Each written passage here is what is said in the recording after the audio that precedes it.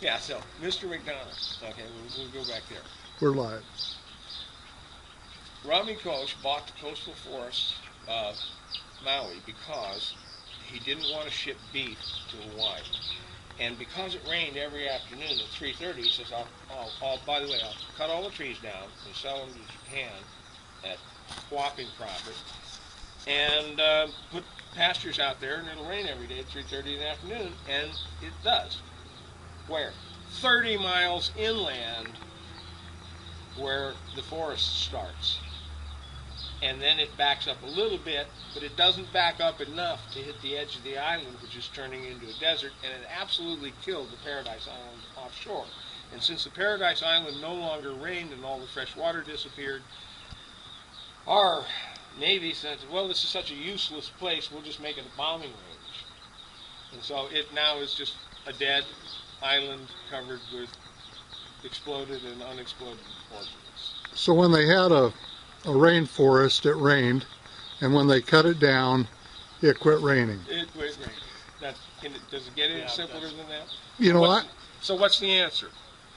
The answer is put it back. And the putting it back in these three simple things: uncompact the land, pattern to catch the runoff, and the pioneer species. Why pioneer species? And what are pioneer species? Dandelions, weeds, the things that you call weeds, are God's recovery plants. Why? Because they'll live in the toughest environment you could possibly imagine. They'll sink roots, and they'll surrender themselves over and over again until some other fruitful thing takes their place, and they then no longer exist. So instead of axing around, killing them, because anytime you try and kill this stuff with poison, all you're doing is killing yourself. Yeah. So roll them over quickly. And that's what's taken place here. We have rolled this over. You're sitting in a food forest that 10 years ago was a flat lawn and is just as dead as that. So to get this straight then, the first thing you do is you have to recontour the land. The second thing you have to do is you have to bring in the pioneer species, and during that time you're probably going to have to provide water, or they're not going to live, especially if they're in a desert. And then once that goes on for a while and your larger plants can populate, then the rains begin to come back. Right, and guess what happens? It will rain more on your place than any other place around.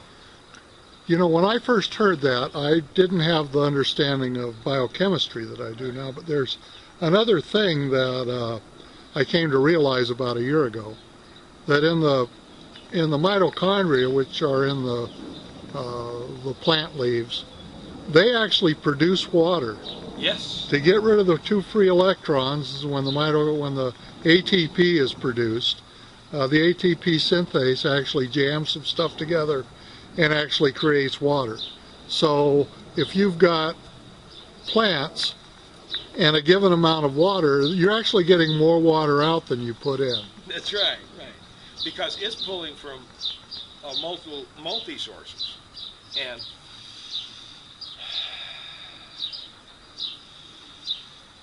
now, do you think the fact that it's cooler has anything to do with bringing the rain back? Yes, absolutely. Because, first of all, what's dew point? Dew point is the temperature at which water will go. That's informed. So what happens here is if I see the clouds coming and they're building, because I run out and turn on all the sprinklers. Why? I will hit dew point faster than any place else around.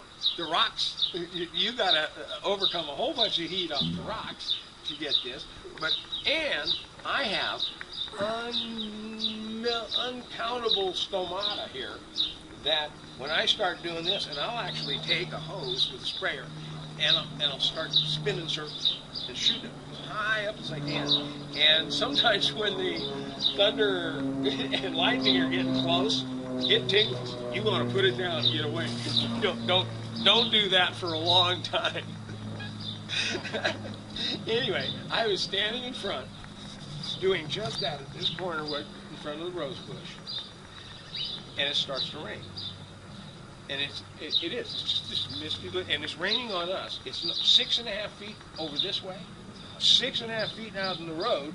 Only the sidewalk got wet, and only maybe this much of the street.